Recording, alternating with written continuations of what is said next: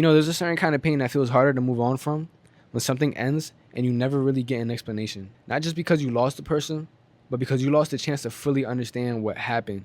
And I think that's what makes closure so dangerous to wait upon. Because a lot of people are not stuck on a relationship itself anymore necessarily. They're just stuck on the lack of clarity or the lack of honesty, the lack of the final conversation that would just help everything make sense. Sometimes what keeps you attached is not love, but it's more so confusion that keeps you attached.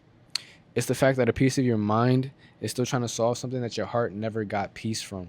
And I think a lot of people live there quietly. They keep moving on the outside. They laughing, they at work, they posting, they talking to new people. But deep down, there's still a part of them that's waiting for a text, waiting for the apology or waiting for an explanation, waiting for that one moment that finally helps them let go. But the truth is sometimes that moment is never coming. And that's one of the hardest things to accept because closure feels like relief. It feels like justice. It feels like the one thing that'll help stop your mind from replaying everything. You tell yourself, oh, if they would have just explained it, oh, if we could just have one real conversation, if I could just understand why they move like that, or oh, then I could really move on. But what if I told you that's not true? What if the thing that's keeping you stuck is not actually the lack of closure, but your belief that your healing is supposed to come from the person that hurt you? That's the trap. Because when you wait for closure, bro, what you're really saying is, I still need something from you before I can accept peace.